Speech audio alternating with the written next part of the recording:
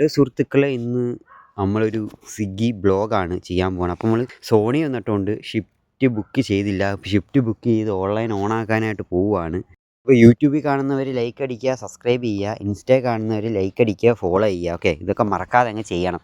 നമ്മളിപ്പോൾ നിൽക്കുന്നത് ചിക്കിങ്ങിൻ്റെ ഫ്രണ്ടില്ല. ചിക്കിങ്ങിൻ്റെ ഫ്രണ്ടിൽ നിന്നപ്പം തന്നെ അവിടെ ബ്രൈറ്റിൽ നിന്ന് 30 പേരുടെ ഓർഡറാണ് അടിക്കുന്നത്. അതെടുക്കാനായിട്ട് പോവുകയാണ്. അപ്പോൾ ഓർഡർ പിക്ക് ചെയ്തിട്ടുണ്ട്. അങ്ങോട്ട് പയ്യെ നടക്കുവാണ്. വണ്ടി ജംഗ്ഷനിൽ ഇരിക്കുകയാണ്. ജംഗ്ഷനിൽ പോയി വേണം വണ്ടി എടുക്കാൻ. അപ്പം നമ്മളങ്ങോട്ട് പോവുകയാണ്. ഗണപതി ക്ഷേത്രത്തിൽ ഉത്സവം തുടങ്ങിയിട്ടുണ്ട്. അപ്പോൾ അതിൻ്റെ സംഭവങ്ങളൊക്കെയാണ് ഈ റോഡിൻ്റെ സൈഡിൽ കാണുന്നത്. ഇതുവരെ ലൈക്കും സബ്സ്ക്രൈബും ചെയ്യാത്തവരൊന്ന് ചെയ്തേക്കണേ, മറക്കല്ലേ. നമ്മൾ കസ്റ്റമറിന് ഓർഡർ കൊടുത്തിട്ടുണ്ട്. എത്ര രൂപ കിട്ടിയെന്ന് നോക്കാം. 30 രൂപ. അങ്ങനെ നമുക്ക് അടുത്ത ഓർഡർ അടിച്ചിട്ടുണ്ട്. അടുത്ത ഓർഡർ അടിച്ച് ഇവിടുന്നാണ്. അപ്പോൾ റെഡി ആയിട്ടില്ല, വെയിറ്റ് ചെയ്യുവാണ്. ആ ഓർഡർ നമ്മൾ കൊടുത്ത് ആ ഓർഡറിന് നമുക്ക് 37 രൂപയാണ് കിട്ടിയത്. അടുത്ത ഓർഡറിന് വേണ്ടി സോണിലേക്ക് പോവുകയാണ്. സത്യം പറഞ്ഞാൽ ഒരുപാട് മെനക്കെട്ടാണ് ഈ ബ്ലോഗ് ചെയ്യുന്നത്. കാരണം വെച്ചാൽ നമ്മൾ ഈ ജോലിയും ഈ ബ്ലോഗും കൂടി ഒരുമിച്ച് കൊണ്ടുപോകാൻ പറ്റത്തില്ല. അതാണ് ഒന്നാമത്തെ പ്രശ്നം. പിന്നെ നമ്മൾ ഇത്രയും കഷ്ടപ്പെട്ട് എഡിറ്റ് ചെയ്ത് എല്ലാം കൊണ്ടുവന്ന് സെറ്റ് ചെയ്ത് ഇട്ട് കഴിഞ്ഞാൽ റീച്ചും കൂടി ഇല്ലെന്ന് കാണുമ്പോഴേക്കും പിന്നെ നമ്മൾ ആകെ ഡൗൺ ആവും. റീച്ചെന്ന് പറഞ്ഞു കഴിഞ്ഞാൽ ഒരു ആവറേജ് ഒരു റീച്ച്, ഒരു ലൈക്ക്, അത്യാവശ്യം നല്ലൊരു കമൻറ്റ് അത് കിട്ടുന്നില്ല സത്യത്തിൽ. ചിലപ്പോൾ ഈ വീഡിയോയ്ക്ക് നല്ല റെസ്പോണ്ടൊന്നും ഇല്ലെങ്കിൽ അടുത്ത ഇനി ഒരു സ്വിഗ്ഗി വ്ളോഗ് കാണത്തില്ല. നല്ല പിക്കപ്പ് ഇട്ട് അടുത്ത ഓർഡർ അടിച്ചിട്ടുണ്ട്. KFCന്ന് അടിച്ചത്. അത് എടുക്കാനായിട്ട് അങ്ങോട്ട് പോവുക. ഞാൻ നോക്കി 5 കിലോമീറ്റർ ഉണ്ട്. സെൽഫി എന്തായാലും എടുത്ത് കൊടുത്തിട്ടുണ്ട്. ഈ വൈഫൈയിലായിട്ടാ സംഭവം കിടക്കുന്നത്, അതുകൊണ്ടാണ് ഇത്രയും സ്ലോ. അത് സിം എടുക്കുന്നില്ല, കംപ്ലൈൻറ്റാണ്. റെഡി ആയിട്ടുണ്ട്, പോയി എടുത്താൽ മതി.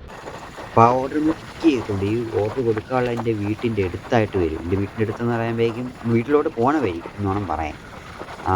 തിരുമുക്കി ചെന്നിട്ട് പരവൂർ പോണ റോഡ്, അവിടെ നിന്ന് ഒരു പാലമുക്ക് കുറച്ച് മുന്നോട്ട് ചെല്ലുമ്പോൾ അവിടെയാണ് ഈ ഓർഡർ കൊടുക്കാനുള്ളത്. എന്തായാലും അങ്ങോട്ട് പോവുകയാണ്. ഇനി ഒരു കറക്കം കറങ്ങി വേണം അങ്ങ് പോകാൻ. അതൊരു മെനക്കേടാണ്. ഇപ്പോഴത്തെ പിള്ളേർക്ക് ഏത് സൈഡിൽ കൂടിയാണ് വണ്ടി ഓട്ടിക്കേണ്ടതെന്ന് അറിയത്തില്ല. കണ്ടില്ലേ ഇപ്പോൾ എങ്ങനെ വന്നേന്ന്. ഇത്ര ഹോണേ അടിച്ചേ അത് കേൾക്കാവേ. എന്നിട്ട് കറക്റ്റ് ആ സൈഡ് നമ്മളങ്ങോട്ട് തിരിഞ്ഞ് കയറേണ്ട സൈഡിൽ കൂടിയാണ് വരുന്നത്.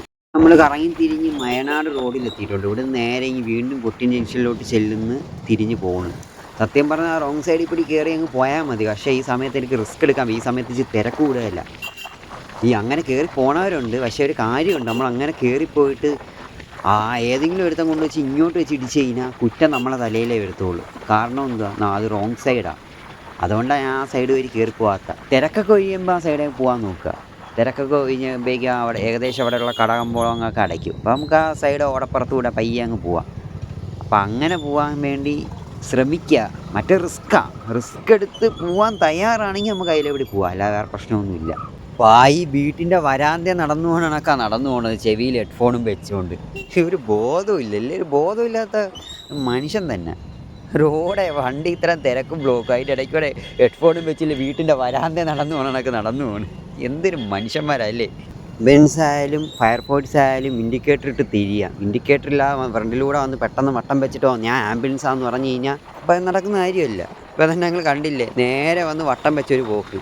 സത്യം പറഞ്ഞ് ഞാൻ ഒട്ടും പ്രതീക്ഷിച്ചില്ലത് അങ്ങോട്ട് തിരിഞ്ഞ് പോകാനാണെന്ന്. നമുക്ക് ഏത് വശത്തോട്ടാണ് പോകാനുള്ളതെന്ന് വെച്ചാൽ ആ വശത്തോട്ടുള്ള ഇൻഡിക്കേറ്റർ ഇടുക, അതാണ് നല്ലത്. എന്നാലും അത് നമുക്ക് മനസ്സിലാകത്തുള്ളൂ. ഇപ്പോൾ കുറേ എണ്ണമുണ്ട് ഇങ്ങനെ റോഡിൽ ഇൻഡിക്കേറ്റർ ഇടത്തില്ല, വന്നങ്ങ് തിരിഞ്ഞങ്ങ് പോകും. അത് നമ്മൾ ചിലപ്പോൾ നടുക്കൂടെ വന്നിട്ടായിരിക്കും നമ്മളെ ഫ്രണ്ടിൽ കൂടി തിരിഞ്ഞു പോകണത്. ആ ഇൻഡിക്കേറ്റർ ഇട്ട് കഴിഞ്ഞാൽ നമുക്ക് ആ ഒരു സൈഡ് പിടിച്ച് നമുക്കങ്ങ് തിരിയാം. എൻ്റെ വീഡിയോ കാണുന്നിടത്തേക്ക് ഒറ്റ കാര്യമേ പറയാനുള്ളൂ, നോക്കി വണ്ടി ഓടിക്കുക. നമ്മൾ എത്രത്തോളം ശ്രദ്ധിക്കുന്നു അത്രയും നമുക്ക് നല്ലത്. ഏകദേശം എനിക്ക് തോന്നുന്നു ഞാൻ ഇപ്പോൾ ഈ വൈകുന്നേരത്ത് 6 മണിക്കല്ലേ ഈ സ്വിഗ്ഗി ഓടാൻ ഇറങ്ങി എനിക്ക് തോന്നുന്നു ഒരു 10 പേരെങ്കിലും എൻ്റെ ഫ്രണ്ടിൽ വട്ടം വെച്ചാണ്. കൂടുതൽ ആട്ടോക്കാരാണ് വട്ടം വയ്ക്കുന്നത്. ആട്ടോക്കാരെ കൊണ്ട് ഭയങ്കര മെനക്കേടെന്ന് പറഞ്ഞാൽ വണ്ടി വരുന്ന കണ്ടാലും എടുത്തങ്ങ് വട്ടം വയ്ക്കും. മൊത്തത്തിലുള്ള ആട്ടോക്കാരല്ല പറയുന്നത്, അതും കൂടി നിങ്ങൾ ആദ്യം മനസ്സിലാക്കണം. എന്നിട്ട് ഈ കമൻ്റ് ഇടാൻ വരാവൂ. ചില ആട്ടോക്കാരുണ്ട്. എനിക്ക് പരാറ്റിൻകുരി വെച്ചിട്ട് ഈ ഇടയ്ക്ക് ഞാൻ സ്വിഗ്ഗി ഫസ്റ്റ് ടൈം എന്ന് വെച്ചാൽ കുറേ നാളുകൾക്ക് ശേഷം സ്വിഗ്ഗിയോടെ ഇറങ്ങിയ സമയത്ത് ഞാൻ പരാറ്റിൻകുരി ആ പള്ളിയുടെ ഓപ്പോസിറ്റ് വെച്ചിട്ടേ ഞാൻ ഇങ്ങനെ വരുക. ഈ പുള്ളിക്കാരൻ തിരിയാൻ വേണ്ടി കയറ്റി നിർത്തിയേക്കുക. ഈ പുള്ളിക്കാരൻ അടുത്തെത്തിയപ്പോൾ കുറച്ചും കൂടി കയറ്റി. എൻ്റെ ഹാൻഡിൽ ഒന്നും ഇടിക്കണ്ടായിരുന്നു, ഞാൻ ജസ്റ്റ് മിസ്സിനെ വെട്ടിച്ചങ്ങ് പോയതാണ്. എനിക്ക് നല്ല 2 പറയണമെന്നുണ്ടായിരുന്നു, പിന്നെ എനിക്കൊന്നും പറയാൻ തോന്നി. വണ്ടി സ്ലോ ചെയ്ത് പുള്ളിക്കാരൻ വിചാരിച്ച് ഞാൻ എന്തോ വായിരിക്കുന്ന പറയാനെന്ന് വെച്ച് സ്ലോ ചെയ്ത് ഞാൻ 2 പറയണമെന്ന് വെച്ച് സ്ലോ ചെയ്തപ്പോഴേക്കും പിന്നെ എൻ്റെ മനസ്സിൽ വന്നു എന്തിനാണ് എൻ്റെ ഒക്കെ അടുത്ത് പറഞ്ഞിട്ടും കാര്യമില്ല. സ്ലോ ചെയ്ത് നോക്കിയപ്പോഴേക്കും ഒരു പ്രായം ചെന്ന മനുഷ്യനായിരുന്നു ആട്ടോ ഓടിക്കുന്നത്. അപ്പോൾ എനിക്ക് ഏകദേശം മനസ്സിലായി എന്തുകൊണ്ടാണ് അതങ്ങനെ പറ്റിയെന്ന്. അതുകൊണ്ട് പിന്നെ ഒന്നും പറഞ്ഞില്ല, ഞാനങ്ങ് പോയി. എടുത്തു പറയുക, മൊത്തത്തിൽ കുറ്റം പറഞ്ഞല്ല. ചില ആൾക്കാരെ ആണ് ഞാൻ പറഞ്ഞത്. കാരണം വെച്ചാൽ എൻ്റെ മാമനൊക്കെ ആട്ടോക്കാരനായിരുന്നു. പക്ഷേ എൻ്റെ മാമൻ്റെ കൂട്ടുകാർ ഇന്നും ആട്ടോ ഓടുന്നുണ്ട്. ഞാൻ ചാത്തനെ വെച്ച് കാണാറുണ്ട്. എൻ്റെ മാമനൊക്കെ എന്ന് പറഞ്ഞാൽ ഏറ്റവും നല്ല ആട്ടോക്കാരനായിരുന്നു. മാമനും മാമൻ്റെ കൂട്ടുകാരൊക്കെ ഏറ്റവും നല്ല ആട്ടോക്കാരാണ്. കാരണം വെച്ചാൽ അവർ തങ്ങളുള്ളൊരു കണക്ഷൻ, ആ ഒരു ബന്ധമൊക്കെ ഉണ്ടല്ലേ, അത് നമുക്കൊന്നും ചിന്തിക്കാൻ ഇന്നിപ്പോൾ ഓടുന്ന പുതിയ ആട്ടോക്കാർ പോലും ചിന്തിക്കാൻ പറ്റാത്ത ആ ഒരു കണക്ഷനായിരുന്നു. കാരണം വെച്ചാൽ എൻ്റെ മാമ ഇപ്പോൾ ജീവനോടെ ഇല്ല, എൻ്റെ മാമ മരിച്ചുപോയി. അന്ന് നേരിട്ട് എൻ്റെ കണ്ണുകൊണ്ട് ഞാൻ കണ്ട കാര്യങ്ങൾ ഞാൻ പറയുന്നു. 81 രൂപ കിട്ടി. അടുത്ത ഓർഡർ കണ്ട് അടിക്കുന്നുണ്ട്. 35 രൂപയ്ക്ക് കൊട്ടിയ റമീസിൽ നിന്നാണ് പാലമുക്ക് നിന്നപ്പം. എന്തൊരു പിക്കപ്പ് ദൂരമല്ലേ. ഞാൻ ആ ഓർഡർ കൊടുത്ത് 38 രൂപ കിട്ടിയിട്ടുണ്ട്. ഇനി അടുത്ത ഓർഡറിന് വേണ്ടി വെയിറ്റ് ചെയ്യുക. താണ്ടെ 62 രൂപയ്ക്ക് മൾട്ടി ഓർഡർ അടിക്കുന്നു കവ്വേന്ന്. അങ്ങനെ ആ ഓർഡർ കൊടുത്ത് 64 രൂപ നമുക്ക് കിട്ടിയിട്ടുണ്ട്. അടുത്തത് 53 രൂപയ്ക്ക് ചാത്തന്നൂർ അങ്കിൾ കഫേ കൊട്ടിയത്ത് നിന്നപ്പം.